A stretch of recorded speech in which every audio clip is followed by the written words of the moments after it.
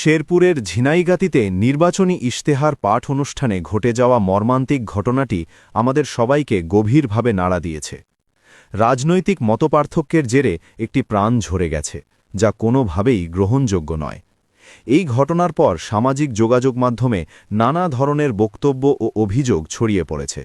কেউ সরাসরি সেনাবাহিনী ও আইন শৃঙ্খলা বাহিনীকে দায়ী করছেন, কেউ বলছেন প্রশাসন ইচ্ছাকৃতভাবে নিষ্ক্রিয় ছিল। কিন্তু বাস্তবতা কি সত্যিই এতটা সহজ? আমাদের প্রথমেই একটি বিষয় পরিষ্কারভাবে বুঝতে হবে। আইন শৃঙ্খলা রক্ষাকারী বাহিনী সংঘর্ষ চায় না, সহিংসতা তাদের লক্ষ্য নয়। বরং তারা এমন এক পরিস্থিতির মুখোমুখি হয়েছিল যেখানে মুহূর্তের মধ্যেই উত্তেজনা নিয়ন্ত্রণের বাইরে চলে যায়।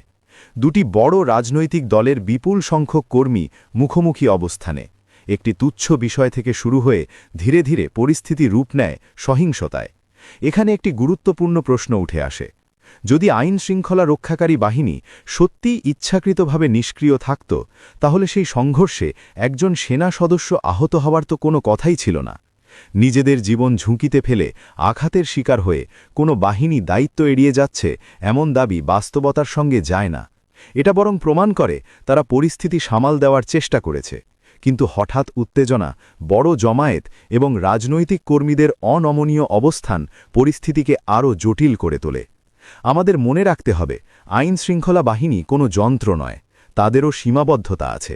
শান্তি রক্ষার জন্য তাদের একা লড়াই করতে হয় না। এখানে জনসাধারণের সহযোগিতা সবচেয়ে গুরুত্বপূর্ণ। যদি প্রথম পর্যায়ে সবাই সংযত হতো, যদি উস্কানি না দিয়ে প্রশাসনের নির্দেশ মানা হতো, তাহলে হয়তো আজ এই প্রাণহানির ঘটনা ঘটত না।